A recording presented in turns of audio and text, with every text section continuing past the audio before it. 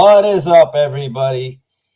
This is Dana White's Contender Series Week 10 betting breakdown. This is Narco Cop MMA. My name is Mike. I will be joined by two sharp cappers. Liam picks fights and the GOAT Tajik Bey, my usual guys. We've been all doing really well with this show. I want to go over, first of all, last week's Week 9 Contender Series bets. I'm going to pull up my bet MMA tips here real quick. First fight of the night, Olivier Murad against Benji. I had a little bit of, you can see some slight late action on Olivier Murad, plus 260 for half a unit. We won 1.3 units there. And my thinking was Murad, and this is what I thought of the fight. I thought Murad can land takedowns. I thought Murad can win some minutes here. But instead, I mean, he won, I guess, in the striking realm, which I was kind of surprised because his striking, as you can see, is extremely, extremely sloppy. So, but dude, the left hand could not miss for him. And, you know, even though it was a really close fight and you know, Ji Bin might have won that fight, but I think the late moments in that third round might have stole it for Olivier Murad. But either way, what I do want to say is plus 260 was value no matter how you look at it. It was a close fight. If you're, you know, getting that plus 260 in a close fight, you should take it all day. Next fight up here, it was Manuel Torres, Colton, England. This is also a fight that I really liked Manuel Torres here. I thought, you know, his overall striking was good. I was, you know, in the camp where England was very chinny. England was very defensively lacked when it comes to striking defense. I mean, he gets hit a lot. Bad chin. It was just a recipe for disaster against a guy in Manuel Torres who kicks really hard. He strikes hard, but man, Torres looked a lot sharper on the feet. Torres was piecing him up. You know, plus 130 for 1.5 units. I mean, that was as easy as it gets. I know he got an eye poke, but man, I don't think England wanted any piece of that fight anymore after he was getting just killed in the first, you know, couple of minutes of that fight. Also, I did the over 2.5 in that fight at plus 145. You know, hindsight, I kind of regret that bet just because if I'm figuring that England is chinny and I'm taking Manuel Torres because I think England is chinny and Manuel Torres has power, why the hell would I play over 2.5? It's a pretty bad bet if you ask me, based on my breakdown on the fight. So I will own up to that. That was a bad bet at 0.75. We lose there, and it wasn't even close. Fight number 3, Karine Silva, Kuhu Yang. On this fight, what did I have? Did I have anything? Oh, yeah, I did. I had the Silva by submission prop, plus 350, half a unit. Great bet here. I said it. I said it on stream. I said Jan is very strong. Jan is going to be able to take Silva down to the ground, which will give Silva many opportunities for the submission, which is exactly what happened. She had her chances, eventually got that guillotine, and, you know, Jan just made a huge mistake, and we cashed that plus 350, which was huge for us. Fight number 4, Javad Bashrat, Oren, Colin. This is a fight where initially, like you see on my Bet MMA tips, I had a bet on Oren Colin at plus 210 for 2 units. But then when I saw the weigh-in, then when I saw what weight they were fighting at, and there was just a big discrepancy in size, which, you know, Tapology completely showed a different angle on what Colin looked like and his size, I completely withdrew from that fight. I said it on stream. I just took, you know, Bashrat at minus 180 for 3.6 units just to break even. I did not want any part of that fight. And I, you know, the under is just, you know, this under here where I had 2.3 units at minus 115, man, that's a bad beat to me because Javad Bashrat just absolutely annihilated this guy, and this guy would not fucking go away until the very end. If fight doesn't go to decision, this would be a winner. But I don't hate this bet whatsoever. This 2.3 units loss, I would take it any day of the week because Bashrat honestly just absolutely destroyed that guy and just the guy just wouldn't go out. So he's extremely durable. Fight number 5, Christian Quinones, Long Zhao. I think it was a lot more competitive than what I thought early on. But then Quinones kind of like took over, started landing big shots, landed the cleaner shots. I like Quinones a lot. I thought he's a good prospect. He looked good. This Zhao guy is extremely, extremely tough, guys. The under 2.5, another one where, 1.5 units at plus money. And if you see how much punishment this Zhao guy, anybody else was probably been out of there. So again, plus 115. I think it was kind of a bad beat to lose that, just because most people would have been out of there with the amount of punishment that the Long Zhao took and just wouldn't go out. So again, another bet that I don't mind placing whatsoever.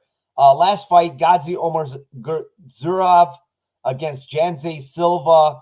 This one I just played based on the number. It was plus 550. I did only a quarter unit. I thought Silva, if he kept it on the feet, he might have a chance to maybe get his hands on this guy. But instead, we saw Gadzi do what he does, get it down to the ground, and completely destroy Silva. Overall, 0.2 units, kept the winning streak winning on these Dana White Contender Series, just one after another. I'm up around 50 units on the year for Bet MMA tips tracked, and I'm up another 46 units untracked and live betting. But with enough of that, let's move on and bring in my guests for this week. First off, we're going to bring in my buddy that's always on this show. It is Liam Picks Fights. What's up, Liam? How you doing, brother? What's going on, Narco? I'm excited to be back once again. So far it's been 9 out of 9 weeks for me on Contender Series in the green. So looking to end it out strong, close out the season with another winning week, and been making some reads here. Feel like there might be some betting opportunities on some underdogs. There might be some opportunities to look for some props here. So I'm excited to get after it, and hopefully we can find some more winning tickets for the people. Awesome. I also want to mention that for everybody in chat, this is a finale for Dana White's Contenders. Week number 10, that's it. It's done for this season. Hopefully they're going to come back next season so we can also have these juicy bets and these 9-week winning streaks that Liam has. So it's been a great show. My next guest, Tajik, I wonder if he's there. Tajik, are you there? I guess he's not there. Oh, there he is. He was hiding. What's up, Colt? Yes, how you doing, buddy? Good. Sorry, I had to finish something real quick. Yes, I'm doing all right. Hey, Liam. Hey, Narco. Great to be back. It's the finale of Dana White Contender Series, and I'm super excited to be here. And thanks everybody in the chat who joined us today as well. All right. Gramps, let's go. Hania is back. What's up, Hania? Thank you for joining us. Philip, what's up, buddy? Daz is always in the house. He is the man. Tim is also the man. He's in here. Thank you, Tim, for joining us. Cody, I agree with Burlington. Oh, what's up, Cody? We will talk about that in a little bit. Thank you for joining us. These guys have some opinions on fights already, so they are ready for opinions, I guess. What's up, MMA Triple J and Mushroom? What's up, brother? What's up, DXJC? What's up, brother? Thank you for joining us too. Thank you for everybody. Thank you, Danny Lopez. Thank you for joining us, man. With that being said, let's move on and kick this fight card off. First fight of the night, it's Zifa Sang, 32-7, going up against Juan Puerta, 22-6. We will kick this one off to Tajik.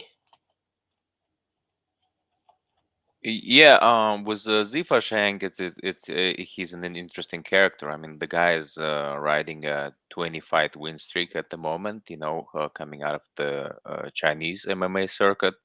And so when I taped him, I could definitively say that he is heavily relying on his wrestling. And I wouldn't say he's entirely uncomfortable standing up, but I think he prefers to keep it on the ground. And when he's on the ground, he doesn't resort to kind of excessive ground and pound. Instead, he tries to control his opponent, pass maybe, and kind of that's pretty much his game. And so when I taped his opponent, Juan Puerta, I couldn't actually tell who he is as a fighter, right? Like he's standing up, I found it to be subpar. He doesn't choose to take the fight to the ground. He doesn't grapple proactively. Although I heard that he has like BJJ credentials in being a black belt, I did not see much of it. I thought maybe he purchased it in a Walmart or something, his black belt. But it's kind of, I want to give him his due respect. He has some submissions skills, but I don't think, I think it's a close matchup when I look at it because Puerta is not that active on the ground, standing up, and he cannot put the volume and pace. And so in that regard, I'm just thinking it's going to be an affair where Ziva Shang is going to, take him down and try to proactively hold him down. So I think he's going to take this one by decision, and I don't think he's going to get the contract either. So that's my kind of prediction. Great breakdown, Tashik. I couldn't agree with you more on this. When I tape Shang, this guy is one of those PI guys also. He's a veteran. I mean, he's got a ton of fights. You're looking at a guy that has, 39 fights. He's 35 years old. But one thing, this guy has a striking background. So he had a kickboxing background, but when you watch his tape, this guy loves to wrestle. And I'm going to say something. His wrestling is solid. His shots are nice. I don't mind them whatsoever. So I'm impressed with actually his wrestling. Another thing I'm very impressed with, and I don't know if you caught it, Tashik, his cardio is really, really good. This guy pushes a pace, is constantly shooting for takedowns, and just doesn't get tired. Like you see him in the third round against a UFC fighter in Zalga Zumagulov, who he beat in a close fight. But you see this guy coming on late in the fight too, and putting it to Zalgas, where he almost got him out of there late when Zalgas was hurt. So Shang has faced some decent fighters like Zumagulov, another prospect that he beat actually out of Russia is a guy named let me look at the Zalkan. What's his name? Alkan Imerkiliov or whatever. This guy was supposed to be some like good prospect out of Dagestan. He also beat him. So I mean, we've said this before. I mean, 20 straight wins. This guy, knows how to win. Is a veteran. Like you said, on his feet, he's not bad. He's a good, decent striker. I would call him aggressive. He's not the best striker, but looking at Puerta, man, this guy you said is a BJJ black belt, right? He's pretty big for the division, right? He's tall. He has this. He's gonna have a 5-inch reach advantage in this fight. But what does this guy do good? Like really good? Does he do anything really good? I mean, his BJJ he's got a black belt, and I see him attack submissions, but like. He has some kind of wrestling background, but I mean, I don't like his wrestling too much. I think Zhang here is probably the better wrestler. The other thing I don't like is his striking is very, very awkward and sloppy. I can call it something like that. I guess this guy, he's the main training partner for Tony Gravely. So he trains at ATT. He's got good training partners. He's training with good guys, but I fail to see why this guy is the favorite in this spot because he doesn't throw a lot of volume. I don't think his wrestling is that good. I think Shang's wrestling is better, and I think Shang has the better cardio. That's another thing. His cardio doesn't look that good either. In the Joe Penafel fight, I think he lost that fight, and they gave it to him. But his cardio looked like shit towards the end, in that third round in that fight. And Penafel put it on him late in that fight. So for me, I have a play on Shang. I think you're getting, I got in at plus 175. Current odds are plus, what are they right now? They are plus 166. You can get 166 on FanDuel. I would still think that's a good play because plus money on him here. I think he's going to be the volume fighter. I think he's going to be the pressure fighter. The only way I see Puerta winning this fight is I think if he gets a submission. And if, I'm going to take my chances there and bet Shang here, and most likely it is going to be by decision. Liam. Yeah, so this is a fight that I haven't gotten to break down in full yet, but I would just mention that it seems like what you're pointing out is accurate. He opened plus 240 according to best fight odds. Plus 170 is now the best available. Plus 159 is the current market average. So a lot of action's been coming in the way of the underdog. And so that seems to comport with everything that you guys have said. That's probably how I'll look to target this matchup then when I start looking at it from my betting perspective. But yeah, this is a fight that I haven't looked into very deeply. So, if I can get a good plus number on that underdog by the time I tape it, maybe I'll get involved. But barring that, I'll just pass on this fight for now.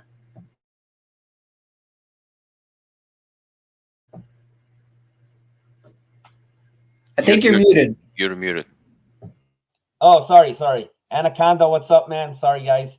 One thing that Tim mentioned here, Puerta has chicken. Dude, he's very flimsy to me. That's another thing. Like the guy just seems always off balance, and I don't know. Something about him rubs me wrong. Order of chicken legs. Chance is here. What's up, Chance? Thank you for joining us. Thank you for the shout out on Twitter. Cut off the janky little leg too. Yeah, so with that being said, we will move on. Fight number 2. It is the Brazilian Jonas Belharino, 8-1-1, going up against Kanan Kawahai. Kick this one off, Liam. Sure. So I was just going back and watching Kawahai's fight with Chase Hooper on the Contender series, and they were both very, very young in that fight. But what stands out is he did record a knockdown pretty early on in the fight. He was blasting him with shots, and he seemed to just gas himself. He mispaced the fight a little bit. Seemed like he was probably the better fighter early on. Was able to disengage from the clinch, was able to stuff some of Hooper's sweep attempts. But Hooper kind of has this godly chin where he just takes shot after shot and drops back and doesn't get knocked out somehow. He even got wrestling slammed onto his head in the fight without getting knocked out, which is kind of remarkable. So I felt like there was a lot to like. He reminds me of a lot of other Hawaiian bangers in the UFC. I believe he's a southpaw as well. So he's got, some interesting tools here. He's pretty damn big for the featherweight class. When I just did a brief look over his Instagram, it looks like he's training with, very credible UFC level guys, Dan Ige, Delidze, Bilal Muhammad, Nick Lentz, Duraev, Soriano. So being in that kind of environment, I think is going to be critical for his development. He was really young on the Contender series. That was in 2018. So I think that we should expect some development here. The gas tank is probably still going to be a little bit of a concern because he kind of just let the fight slip away from him because he had little left to offer in the cardio because, he really had good submission defense. He was in a lot of bad spots, worked his way out of them, seemed really patient. And I like to see that from him. So I think overall, he's got a pretty solid game. I have to tape his opponent more before I make a play on this fight, but I think overall there's a lot to like about Kanan in the spot. And, just brief looking over at the odds, he's a slight favorite on FanDuel right now, minus 125. So unless there's something about his opponent that really jumps out at me on paper, that's a fight where I might be interested in backing Kanan. All right. So for me, I kind of take this fight pretty much because initially when I first saw the fight put, I know Kawhi. I've watched him in the LFA, and I liked what I saw from the guy, and I remember that Contender Series fight. So this guy, I guess he does some of his camp at Extreme Couture. He's a BJJ black belt. But man, I love his striking. His striking is nice and crisp, really good low leg kicks. Like I said, good Brazilian jiu-jitsu, good takedowns, good wrestling. Guy has very sharp elbows and knees in the clinch. So everything about him is pretty good, and I like what I see. But you mentioned one big aspect that I didn't like, and that's the cardio. And I know he was trying to get Chase Hooper out of there in that first round, and he almost got him out of there. But, man, he was very, very gassed by that second round and completely toast by the third round in that fight. So, one thing I couldn't find was that Timothy Tevas fight, because I'm also familiar with Tevas. He's a Hawaiian kid. He's got very, very good, clean boxing. And we see that he won a unanimous decision there. I'm just not sure. Was it with grappling? Was it with, hands? Was he tired? So that was a fight I really wanted to find, and I could not find that fight. But he took 3 years off. That's another like kind of thing where he took off after that fight. He took off 3 years, came back, and immediately beat Jake Childers with that ninja choke, and it was literally within seconds. So we didn't get to see his cardio yet again. So now this guy's off a good over 3 years, because he's never had any substantial time in the cage for over 3 years. Honestly, if I had any inkling that his cardio is good, I would definitely take him in this spot. I just don't know. It's a big, big question mark for me still. And on the Bulherinho side, he's from Team Nogueira in Brazil, trains with really, really good guys out there. Muay Thai background, very, very awkward striker, but very crisp at the same time. When I say awkward, it's just hard. He's always switching stances. He's got that karate style. And this guy was brought in by Jose Aldo for the McGregor fight to emulate Conor McGregor. They called him the Brazilian McGregor, and they brought him in to spar with Jose Aldo. He does a spin kick, breaks Aldo's ribs, and Aldo has to pull out of the fight against McGregor.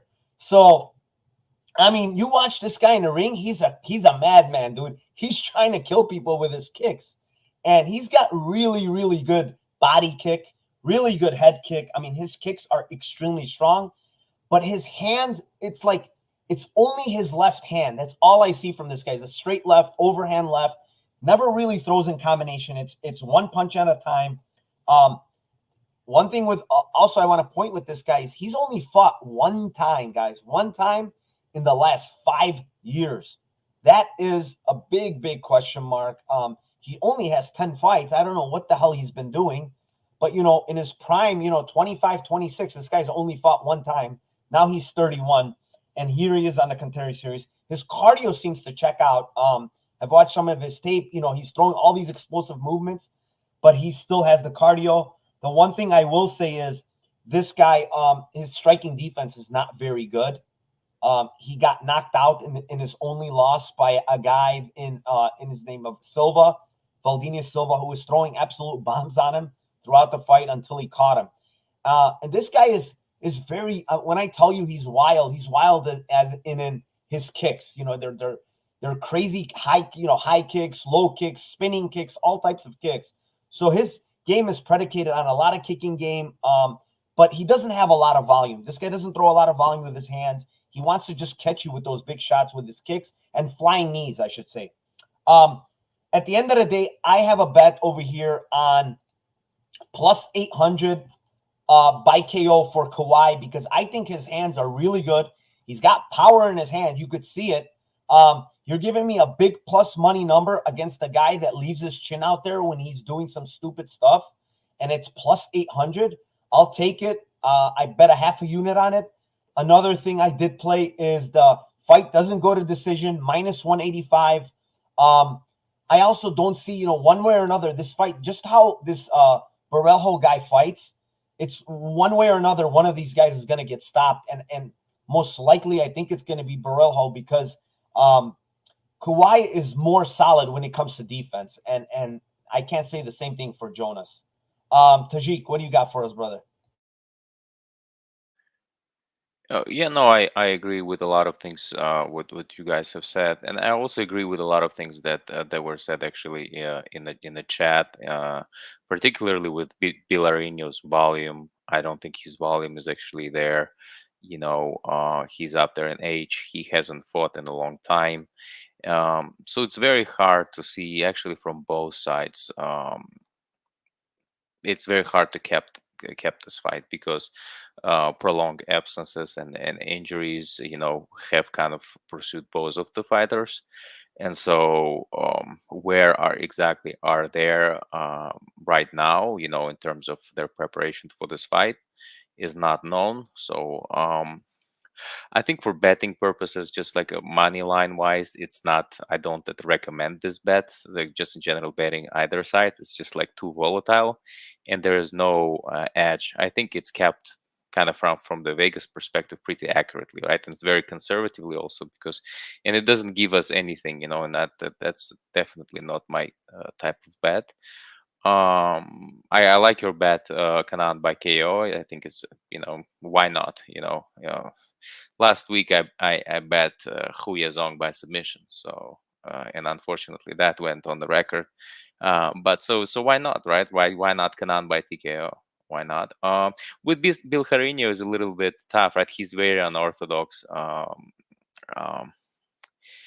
and he throws high kicks, right? Like, and then it's like two of his fights that I watched where he throws high kicks, he loses his balance and falls on the ground. That's just, I don't get that, And for Kanan, I mean, Kanan can easily capitalize on it, right? Can take his back, take him down, and try to submit him. The age is on Kanan's side, right? He's in 24. He's going to be making rapid improvements, and for Bill Carino, time is limited. He's at 31, so we don't know like in what type of shape he's going to come back. I agree actually that in his last fight he came a little bit slower. So, but 31, I think it's still prime. I think he could still show something here in this fight. And for Kanan, I just don't know what to expect out of the guy. His Bellator fight, I couldn't find, and so yeah, and so yeah. So generally, what I think is what's going to happen is that it's going to go to some close decision, and I think Bill Carino is probably going to get it. But I could see it going the other way. Either way, I have Bill Carino by decision in this matchup. Awesome. Yeah, Chance says Kanan by sub. I could see it, but the only issue for me is like there's not much tape of this guy, Ballerino, like on his back and stuff. We just don't know what his defensive grappling skills are whatsoever. I have no idea. I do know that his striking is wild, and he's gonna leave his chin there. And the sub is kind of shallow for me. I think it was like plus 250, and I think that's more predicated on the fact that Kawhi has got most of his wins by submission, but the guy has very good hands. Tim says Kanan 100 important Federalites go for the kill early and not care about his gas tank. That's also dangerous. If he doesn't get that early, lost the chase does loom heavy. Yep, Steve, you're right. It does. What we got here? Love a chance. 2 units up north and a few far east. All right, Steve. Tajik slipped on the banana. What happened, Tajik? I think Tim is talking about the Who bet, right? Like if correct, yeah. But yeah, and I thought he actually won that fight, but he was winning this fight before he got submitted. Yeah, so let me put a bit more fire in there. All right, we will move on. The only thing I had to add on the way out there, Narco, is just if you wanted a hedge spot, if we're expecting that we might see a cardio dump once again from Kanan if he doesn't get the finish, the fight doesn't go the distance at minus 185. That doesn't seem like the worst poke in the world to me because Ballerino, I think every fight he's won, he's finished but one. And so I hate to disagree with Tajik, but that was just something that looked a little interesting to me on the board as well. Because I think either one of these guys are alive to finish. Chase Hooper was like very insistent on going for a sub, and his defense was tremendous, so he couldn't get it. But I think if somebody had committed to just holding him in mount and dropping elbows, they could have got the finish. So, that to me just screams like a potential finish on the Ballerino side. If Kanan can't get the finish, goes for something like a Darce, gasses out, and then gets stuck underneath. I did mention it. I played it. That's a play of mine. I mentioned that I played the fight. Doesn't go to decision, minus 185. I like the spot. I think there's a finish one way or another here.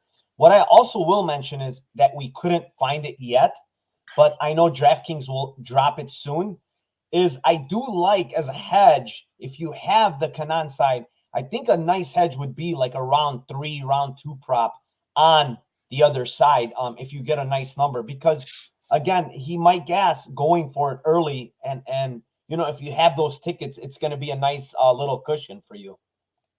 You got something to say, Tajik? No. Tim was mentioning that Jonas was slipping on, on bananas. He was referring to that. So yeah. Yep. All right. Moving on. Let's move on. That's 2 down, 3 to go. Fight number 3. Lun Q, 14-7, going up against Arison Ferreira, 10-1. Who should we kick it? We'll give it to Tajik here. Go ahead, Tajik. Yeah, I don't have much to say about this fight. I'm getting grilled on Twitter for making a Q pick, and why I had some questions also, like as to why exactly am I picking him. Like there's very limited kind of tape on Q and on most of the fighters in general in this card. So when I'm trying to understand, when I look into Ferreira's footage, I'm trying to understand, is this the type of guy that should be minus 720 now favorite on DraftKings? I mean, minus 720 favorite against the guy who I have absolutely limited footage on. And when I looked at him, I said, no, there's no way. I mean, don't get me wrong, Q is terrible, but he in my opinion, he's not plus 500 terrible. He's maybe plus 300 terrible. So when you're asking me, that hence is my justification. I'm actually glad that some of the fighters out of the China that are fighting in this card do not have footage.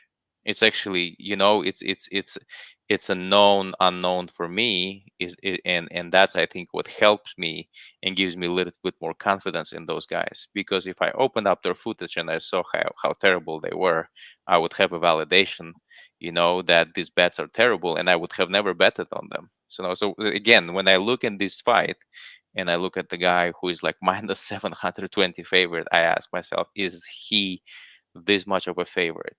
And I don't think he should be. So when I look, it's very simple for me. And I had my pick in Q. So when I picked him up, I don't remember exactly how I picked him. I think I picked him by decision, but I could be wrong. Let me just make sure. And I think that's how it's going to be. Yeah, Q by decision. It was my official pick, and I just don't know what it is about Ferreira that I had to be fascinated about. Maybe you guys can tell me something about Ferreira that you have seen on the paper that justify the odds. Well, let me start off by saying plus 500 on Q is absolutely stupid, because like you mentioned, what the hell? Why is Ferreira minus 720?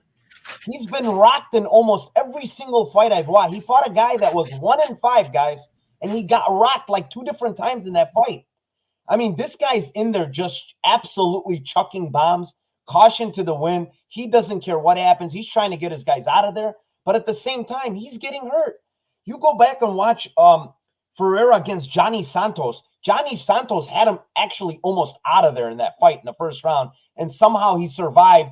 And then I don't know if Johnny Santos gassed or what the deal was, but eventually he got him out of there. I mean, this guy, it's not 1 tape. It's not 2 tapes. It's like 4 different fights I've seen this guy rocked.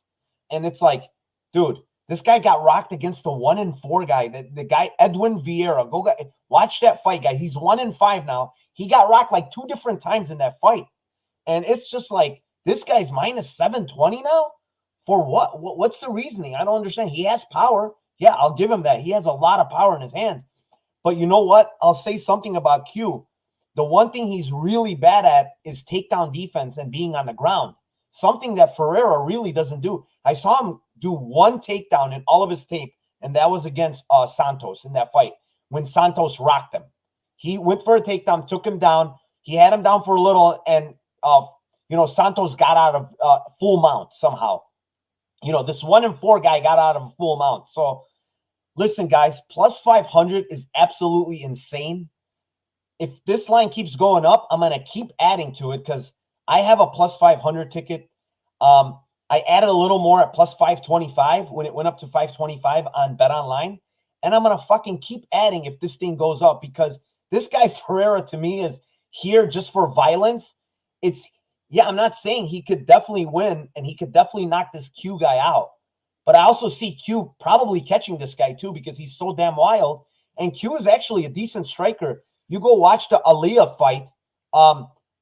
This guy Aliyah beat him 2 different times, but like Aliyah wanted no part of the striking early. All he did was get this guy down to the ground because Q can strike. So plus 500 is absolutely insane. Give me that plus 500, and I'm going to keep adding to this guy if he keeps going up. Liam, what do you got, brother? Do you have some other different take that we didn't see on tape? Absolutely not. So, what I saw on tape was exactly what you had mentioned. I saw him getting rocked. It's impressive to me that he's able to like take back momentum quickly. I got to give him credit where it's due. Normally he gets rocked, and because he's so reckless, that is not like a reason for him to retreat, cover up, reset. Like he just goes, "Oh, you son of a bitch, come here," and he starts swinging back like with everything he has. And most of the time that has worked for him. But I think that it's also a function of level of competition, at least in large part, right? And so, 10 wins, 10 KOs. Only fight that he lost was the fight that went to the 3rd round.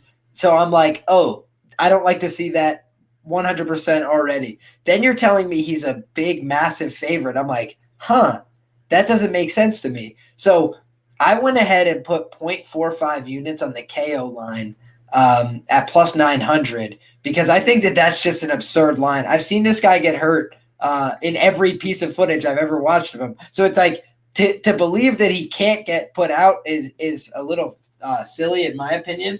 And then on the other side, I've got my notes here on Colin, who's the younger guy, which I like. He's been way more active, been fighting readily. He's got terrible takedown defense. You got to acknowledge, like off the top, his chin is a little bit of a red flag too. It would not stun me to see him get knocked out here. I have seen him hurt. I've seen him wobbled. I've seen him backed up. But I also think that his fight IQ isn't terrible. When he was hurt, I saw him have the good sense to shoot a takedown, to get on top, to at least create, a 20-second period where he could rest and try and recover. He's not the greatest top player or something. He's not going to, ride out a round, but I thought that he showed some things I liked on tape.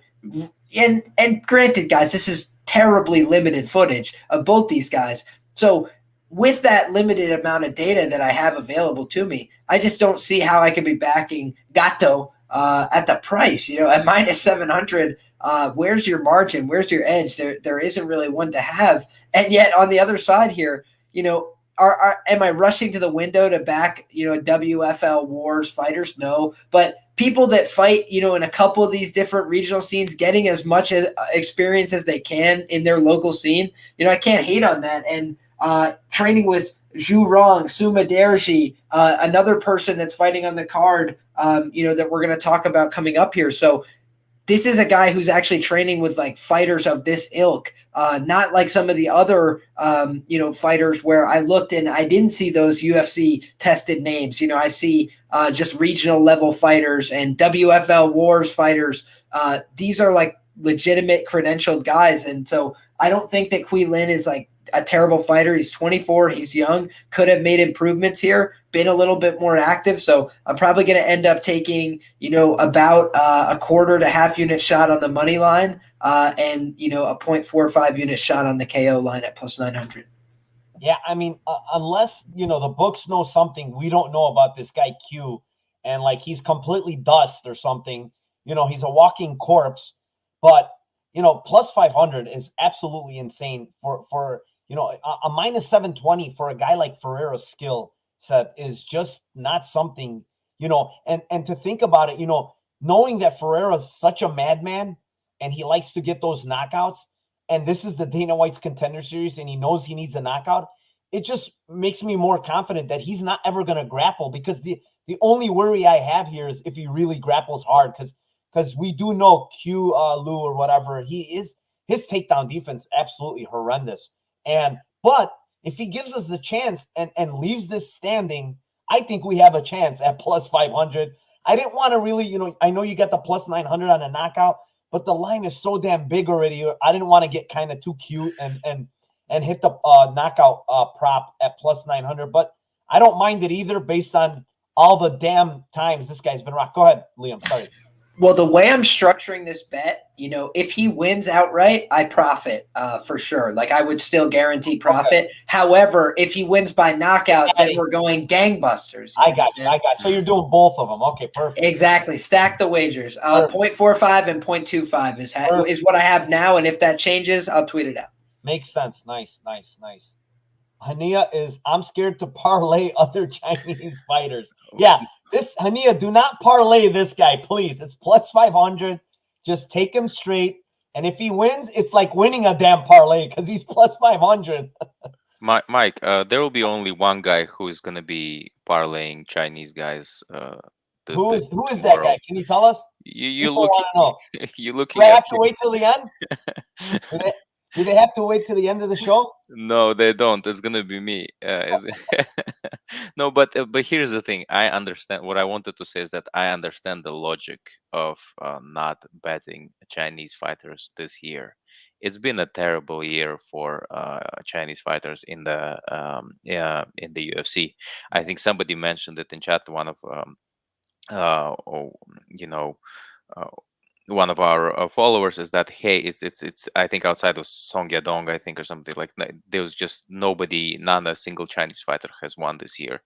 So we have to fact yeah, it was Tim probably. So so imagine kind of like putting in, I think it's a significant piece of data right here that we're dealing with, but then at the same time we have to not see just like the big picture wise what's out there, but judge every fight about it. And actually, if we pull this out in either of those bets, is either Kueli or what was the first guy that Zifa Shang, if he pulls out, it's gonna be like that this is kind of, it actually will mark how great this show is, that you are actually probably watching the best Dana White Contender series, analytical content out there on YouTube, so because if I don't think I wouldn't put weight like this 100%. I think regardless, this is one of the best shows, but if it even plays, it's only going to solidify something that we have probably known. So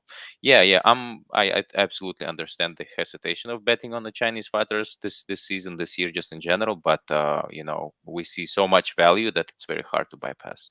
Yeah, I mean, listen, I am part of that, fade these Chinese fighters because, we constantly see, these guys come into the UFC or Contender Series and just not look the part, right?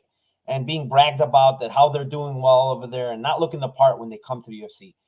The reason I'm playing these specific Chinese fighters is first of all, the first Chinese fighter, Zhang, I think is actually a pretty decent, good fighter. He's not bad. This other Q guy, I don't have too much tape on. My reasoning is basically the line and what Ferreira looks like. That's basically it here. Ferreira does not look good to me. And, like I said, if this guy is just not a dead corpse walking and can throw some punches and has some power, he has a chance to knock this guy out because this guy's sloppy as hell. But, Steve, I don't blame you if you want to do that. Fade the Chinese fighters. It's been working so far. Mushroom is with Tajik, Zifa, Loon, Kanan, Justin, 32-1. That's an insane parlay if it hits. Tajik hitting us with the Gianni the Greek special. We're due from regression in Chinese fighters taking an L. Yeah, we keep saying that, but we keep seeing them losing. So it's been pretty crazy. Worth, my usual MMA YouTube analyst, Bert, was grounded by his mom, so no updates. Glad I found you guys. Thank you, Worth. Thank you that you found us. Hope we are here to give you some winners. I'll stay here to find out. Hania staying. Bert is grounded. That is pretty funny. But Bert, I like that kid, Bert, actually. Every time I search something, Bert pops up with some kind of, breakdown of some fight. But, the guy is always grinding those YouTube videos, and I admire him. He has a good grind in him.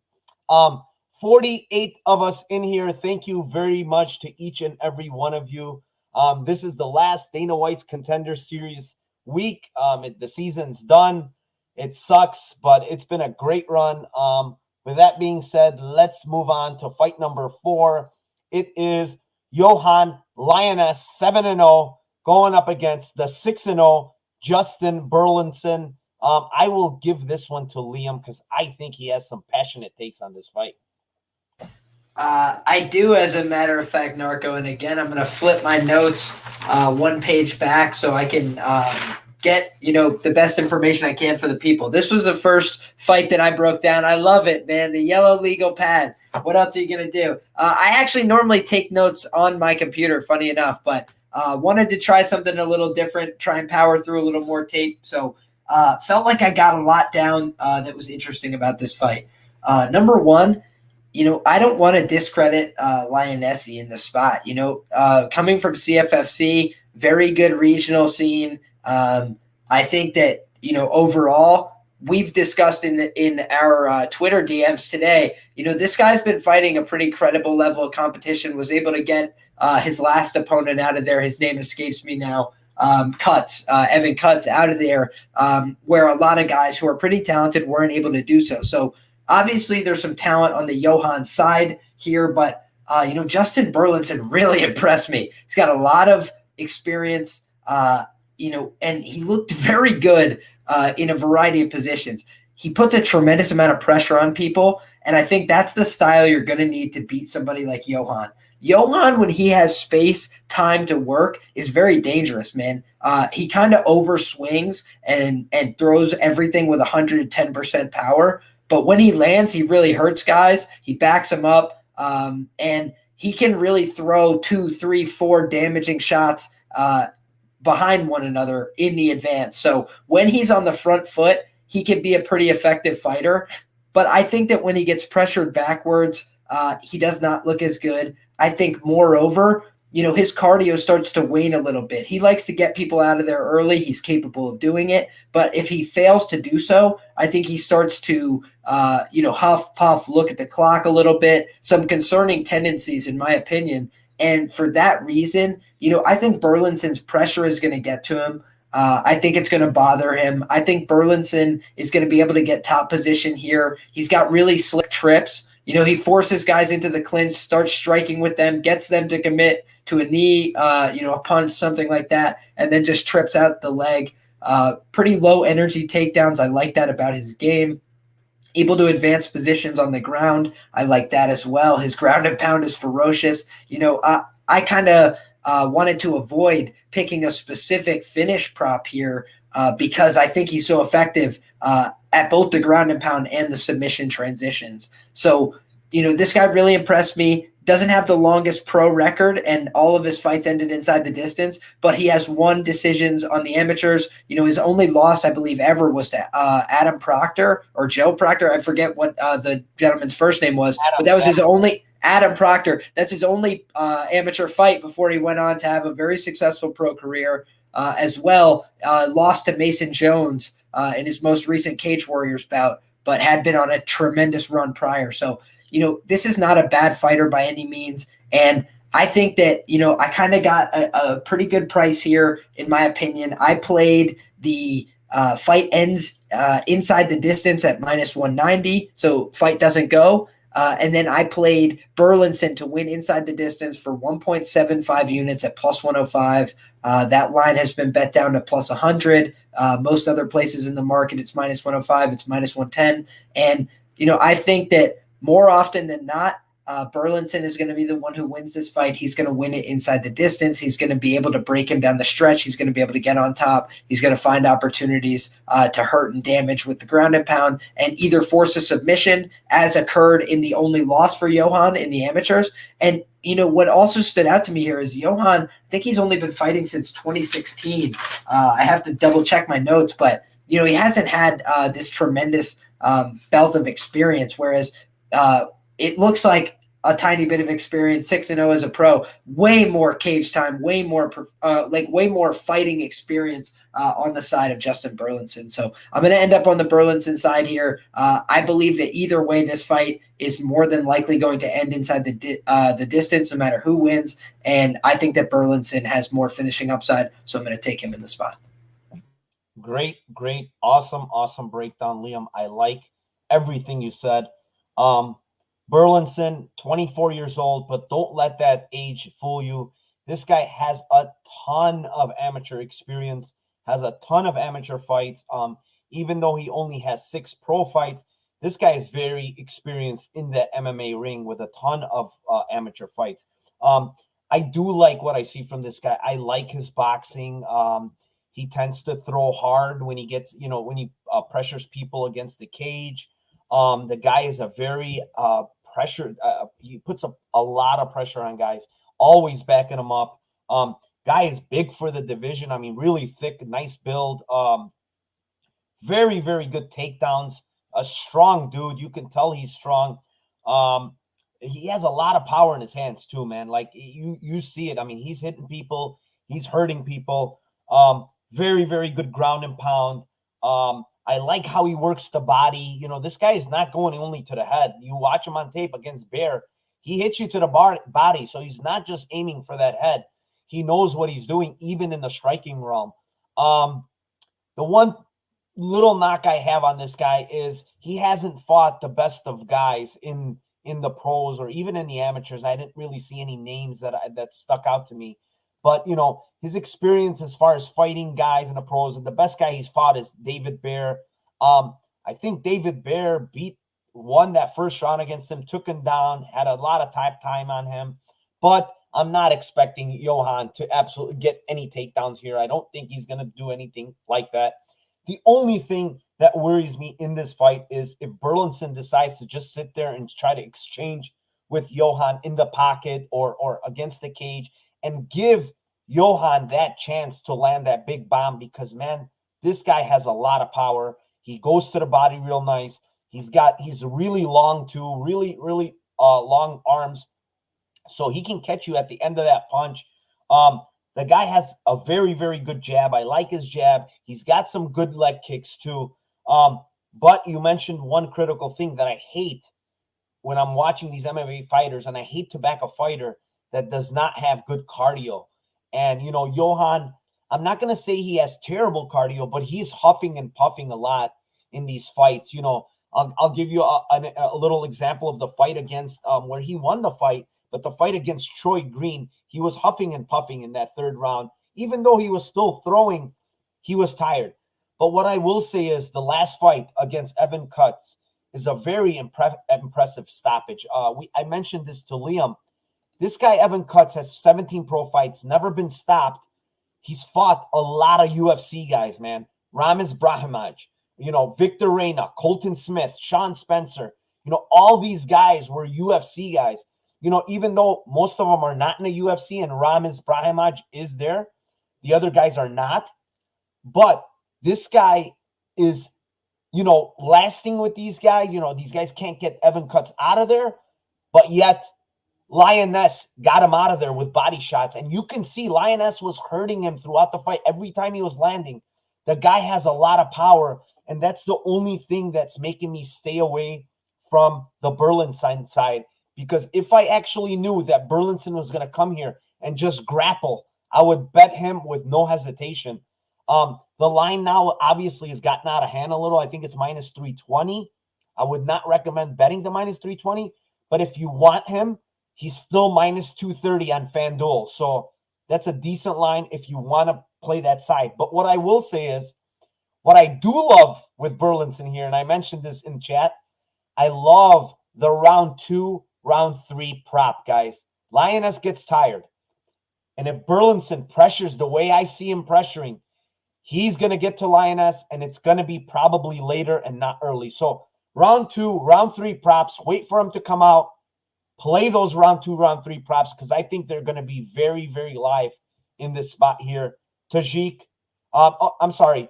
If I'm to pick a side, I am going to pick the Burlinson side, but I'm not betting anybody here. But other than the round 2, round 3 props on Burlinson. Tajik, what do you got, sir? Oh, not much. I think you guys have covered this fight extensively, and I think just to kind of summarize things up, I think Burlinson is very special, and I think mainly so because of his power. he packs a lot of powers in his punch. And the problem with Lioness is that if you watch his stand up, he keeps his head in the center line, and he doesn't really move it all that much. And so what I think in that regard is that if Burlinson just throws an overhand or 1-2, like, he can put Johan away. And I don't think Johan has fought an opposition that is as technical but also, more importantly, as strong as Burlinson. And I think Burlinson experience is also an amateur level, at professional level, is sufficient.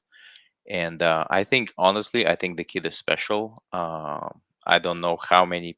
I think there will be fewer contracts given out in this final episode. But I think Burlinson is going to be the one for sure that is going to be getting that contract. So I have a big belief in this kid. So nice. Liam, sorry, go ahead. No problem. There was just one thing I wanted to add. I wanted to give the credence that I believe the announcers during one of the fights, I think it was during the Connor Dixon fight, they mentioned that he does have a black belt in Brazilian Jiu-Jitsu. And I'm not talking about goodness gracious, why am I drawing a blank? I'm talking about Lioness.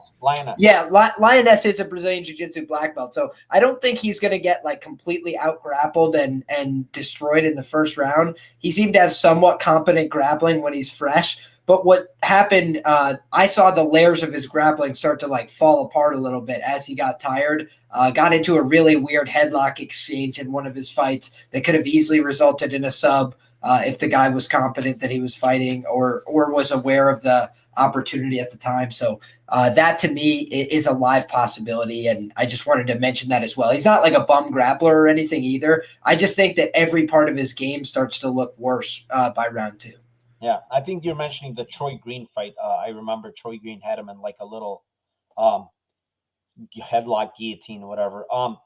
But I will say, we'll leave with one final thought. I think it's the main edge here is the grappling and the cardio. I think it's substantially better on the Burlinson side. And if you're going to back him, I think back him on those 2 points. The guy is solid. I do like what I see, and I agree with both guys that if you're going to take a side, it's probably Burlinson here. Burlinson also looks like he's making a grocery list before he's about to fight. Did you guys notice that, or is it just me? Like, he looks like he couldn't be more calm, and he's just like, what's going on? Oh, I got to kill this guy? Okay. Beats the hell out of him, comes back. Did you see him like that stoic, man? Weird. Did you see him against Bear when he was on his back? You could see how calm he is. Just really calm, like really confident in like him defending and knowing that eventually he's going to get the fight back up and it's going to be in his, he's going to be in control. So, yeah, I mean, the guy is, I think that's part of why he's maintaining good cardio, too. He looks like he has really, really good cardio. But, again, I will say he hasn't really been tested that much. And the only test I saw was the David Bear fight. And David Bear is not much of a striker. He is more of a grappler. But moving on, before I move on, I want to thank everybody, 45 of you still in here. Thank you very much. One more thing I ask from you is please subscribe to my channel. It helps out. And do a Chimaev little ground strike on that like button, please, if you guys don't mind. With that being said, we will move on to the main event. It is Achilles Estra Maduro versus Macha Sahate. All right, I will kick this one off. Estra Maduro, 29. I mean, I like this guy's overall game, guys. This guy, very, very solid striking. Lots of power in his punches. This guy's a tank. He has a cardio for days. He's been 5 rounds. Looked really, really good in those 5 rounds. I watched the tape on the fight against, can't remember the guy's name. Let me go. Carson Frey. Really, really good cardio in that fight. A lot of grappling in that fight, man. And this guy was coming on late in the fight, giving it to Carson Frey. And so I'm really impressed with this guy. Very, very good wrestling when he wants to get the fight to the ground. And Carson Frey, I guess, is a really good wrestler himself. But you see Estra Maduro just taking him down whenever he wanted to shoot and take him down. So he's very impressive with his takedowns. Very, very impressive with his striking. I love his striking, man. Really, really powerful, this guy. But the one thing I will say is I haven't seen any tape of this guy off his back whatsoever. I don't know. I'm not sure what his BJJ game is like. I'm not sure, what he's like down there. But I will say his takedown defense is very good because he stuffed a ton of takedowns from Carson Fry in that fight. On the other hand, Macha Sahate, I will say is I only saw his debut fight, and he was like what a turtle looks like off its back, right? It cannot do anything because this guy could not do anything for 15 straight minutes of that debut fight against, whoever this guy he faced was. But I mean, this guy could not move from his back whatsoever. After that fight, he's reeled off 5 straight wins. The guy he fought there was a grappler, Goncharov. But, this guy's fought a low level of opposition, 10 and 11, 0 and 0, 0 and 0, 10 and 13, 0 and 2. So no tape out there whatsoever on this guy. What do you want me to tell you guys on this fight? I really don't know what to say. The only thing I like here that I really feel confident about in the sense that I love his hands and I know how powerful he is. I like Estra Maduro by KO plus 140. He's fought the better opposition. I think he's very technical on the feet, very powerful on the feet. If he wants to get the fight to the ground, he can. And I think he can ground and pound this guy because this guy doesn't know what he's doing off his back. From the one tape I saw, unless he's improved drastically, this guy's horrendous off his back. And it's been 2 years only since this guy turned pro. So for me, there's no way I'm playing the plus, 500 on this guy because this guy is horrible and his opponent is actually really, really, really good in my opinion. I think he's a prospect. I think he's going to get a contract, and I think he's going to get this Machete guy out of there. What do you think, or what do you see here, Liam? Man, I think that I give the Machete guy just a little bit more credit than you in the sense that the Goncharov guy, I think he's like 4-1 or 4-2 or something now. He didn't turn out to be like the world's worst fighter or something. And that was in M1. So it wasn't like he was in the soft WFL wars like everybody else. He took a tough fight and he was like, oh, this sucks. So then he went back to taking the easier fights. And, for obvious reasons. I think he was like 19 or something when he took that fight. And he kind of just got big brothered. And he didn't look like the worst fighter of all time when he was on the feet. He just had very little opportunity and time to spend there. He was panicking when he was there because he knew that my time here might be few and far between. So, am I going to say he's a good fighter or something? No. And there's not really enough data or evidence to say that. But again, I do think that when you start to see minus 700 again on a Contender Series fight, that's a little bit concerning to me, to just give a couple of the red flags potentially on the other side. I liked a lot of the skills that you were talking about on paper as well. But I think 7-0, he's been fighting since, 2015? So he's only been able to rattle off 7 fights over that period of time. Little bit of a concern for me. Don't like to see that. I don't think his level of competition has been like anything to write home about. It's been better, certainly, but I don't think he's been fighting the highest quality competition either. And so for that reason, I kind of think that we have like an unknown prospect, like an unknown quantity in Machete here, which would push the line in my head just a little bit closer to even. Whereas, the line is like assuming he's the same guy who just got completely dominated in the only fight that we could watch. But I would have to assume he's gotten marginally better. And he didn't quit on himself in that fight. A lot of 19-year-olds would, getting smashed, had no real way of getting up. Every time he tried to sit up, get away, he just got, flat backed again, and passed, and he was getting smashed in the face too. I kind of liked the heart and tenacity. He strikes me as an actual fighter. So I think he's going to go out there and at least try and compete. I'm not sure he just gets killed here and flatlined because his chin and his durability seemed to check out a little bit in the last fight. But I think it's very possible. So I don't have any investment in this fight. It's really hard to back this guy, given that we don't really have any tape on him. But I do think that I would lean dog or pass from a money line perspective, just because what am I really trying to get from the favorite at this point? Unless I'm parlaying him on FanDuel, I'm not touching the line on Achilles personally. Take the KO. Tajik, what do you got, brother? I love Mahishat. I actually think he has a shot. And I feel like actually rapping about this fight. But I'm not going to do it. I like actually Mahishat here, and I like the fact that I don't have any tape on this guy, and I like the fact that the only tape there is actually is against Goncharov in his very first fight, and there's nothing else, and that's phenomenal. I mean, it's a thing of beauty.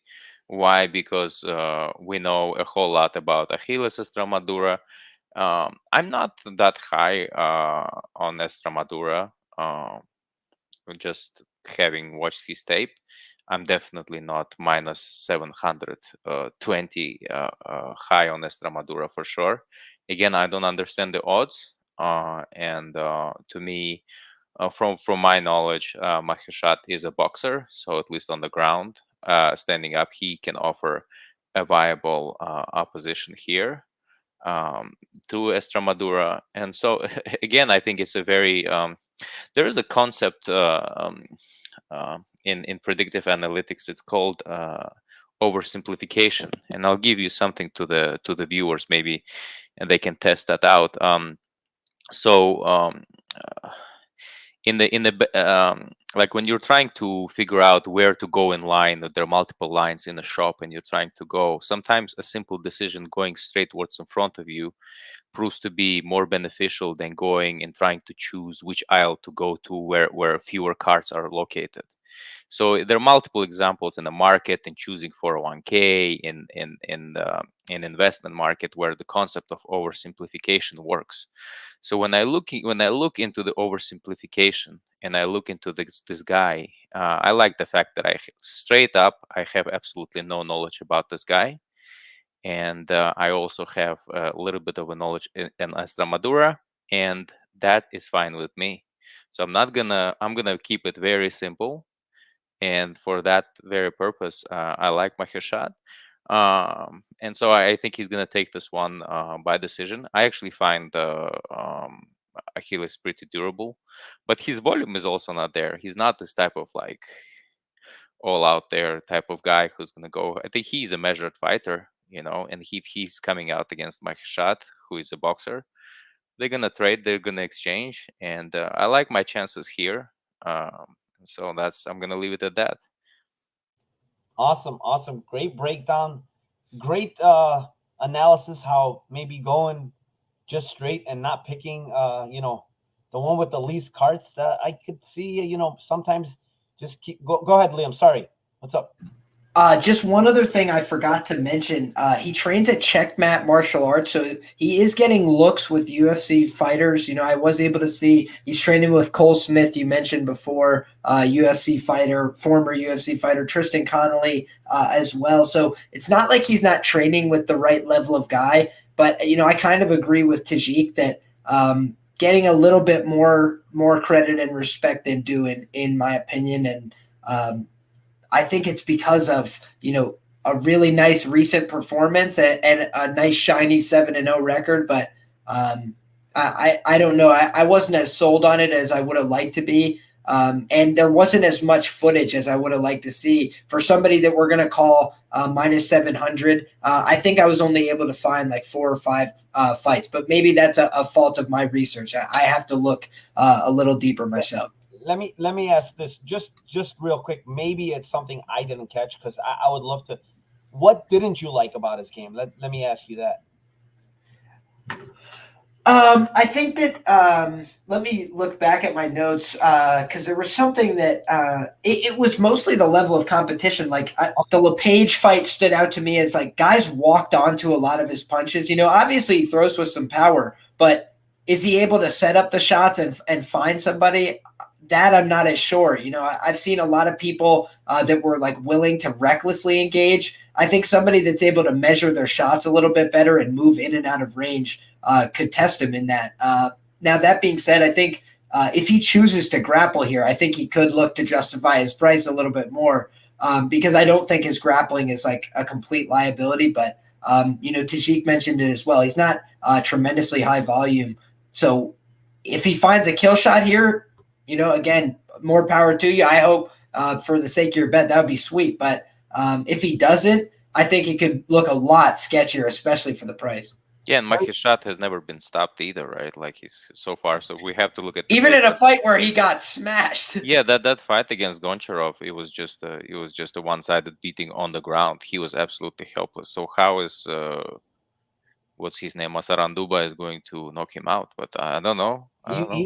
Yeah, from what I saw, I think he has a lot of power.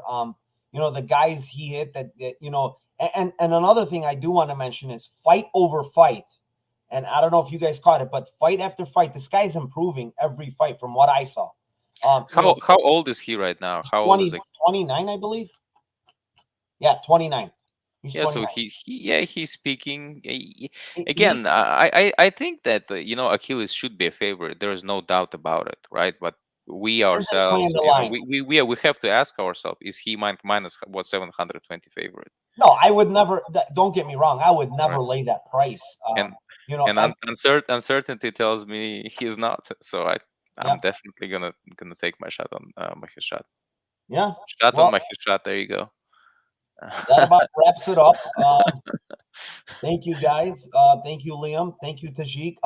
Before we go out, I think Tajik wants to give everybody in chat his Lambo parlay. Is it a Lambo parlay or what is it, Tajik? Well, I don't know if it's going to be a Lambo parlay. I mean, the only one that I tweeted it.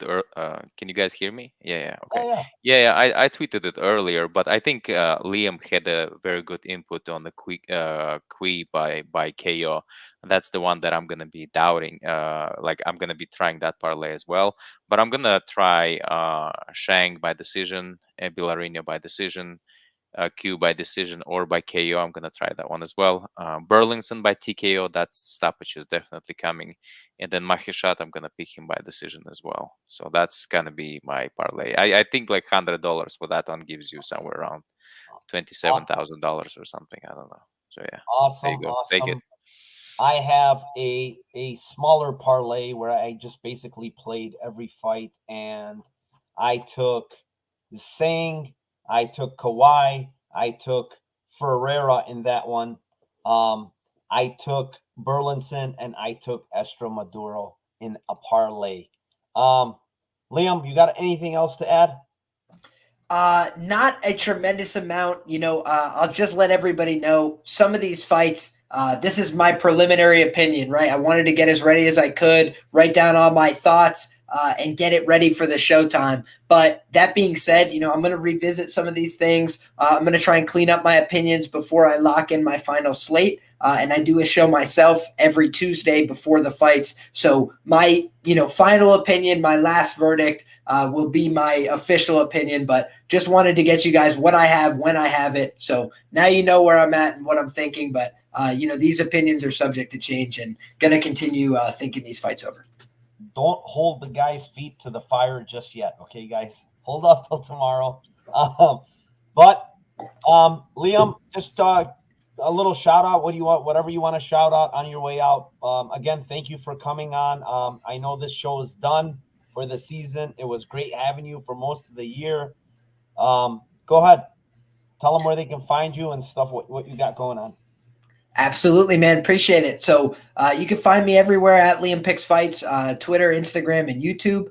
Those are the primary places to find what I'm doing. I'm most active on Twitter and YouTube, obviously. I'm excited. Tajik is going to be on once again this week. We're going to be breaking down UFC 268 with Sean Orr. That's going to be on Thursday evening. So really excited for that breakdown. That's what I'm going to be diving into as soon as I finish my Contender Series breakdowns, and also going to be writing my picks for Scores and Odds in their expert pick section, and going to be doing a Roto Grinders preview article once again this week. So you guys can check all that stuff out. I put it out on my Twitter account but you could also check it out on those individual websites. And yeah, that's what I've got going on, and I'm really excited about it. Appreciate the opportunity to be here once again.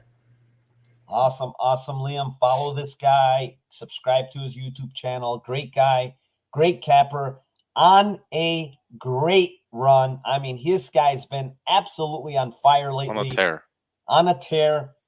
Trust me when I tell you, subscribe to this guy's channel. It's good for you. It's good for your pocket and your money. Tajik, what do you got for us, sir?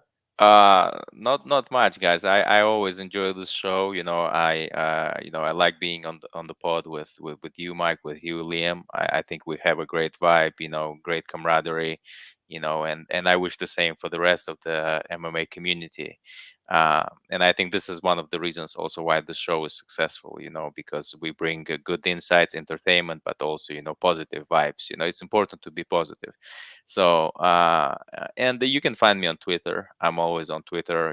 I'm open to DMs. You can, chat me anytime. I'm available at Tajik Bay. And that's all I have to say about it. Thank you. Thank you very much, Go. You have been also a staple of this show. It's been awesome having you, dude. We always talk. We get along really, really well. I love it. It's like friends over the internet, but probably friends forever, which is a great thing. I love it. I'm always positive. I always try to be positive. And with that being said, I will tell you guys that, this show is gone for the year. It's the last show. It's the finale. But I will look to do other things, maybe, maybe some more Bellator or stuff like that to kind of fill in. Or maybe even some smaller cards. We'll see. The only reason why I don't like doing smaller cards is because people just can't really bet them for the most part. They're only on small sites like Bet Online or something. So with that being said, I will have my Lambo Plays podcast this Friday, 9 p.m. I will have the GOAT. That guy's the staple of the Lambo Plays podcast because this guy is all about Lambos. So the Tajik will be there. We will also be joined by Sean Orr, who's a good friend and a very sharp capper. And I have another surprise PFL fighter that will be on with us this Friday. He just fought a couple of weeks ago. Great guy and loves to bet. Is all about the betting, MMA betting scene. So it's going to be a really fun show. Join us. I just had actually the Dana White Contender Series, Mo Miller, former winner on the Dana White's Contender Series. He was on the show this past Friday. It was a great time, great dude. So yeah, join us Friday, 9 p.m. Thank you again to everybody that joined all these, these Dana White's Contender Series shows. It was awesome having you guys. I'm glad, and I hope we made you some money, and I hope you guys love this content because we love delivering it. So thank you very much, and have a great night. I hope you guys cash your tickets.